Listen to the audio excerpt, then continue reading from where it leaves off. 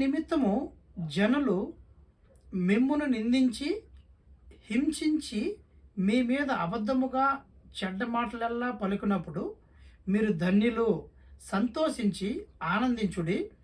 పరలోకమందు మీ ఫలము ఏంటంట? పరలోకం ఎవరిది? ఎక్కడ మనం హెచ్చించబడుతున్నాము? పరలోకంలో హెచ్చించబడుతున్నాం.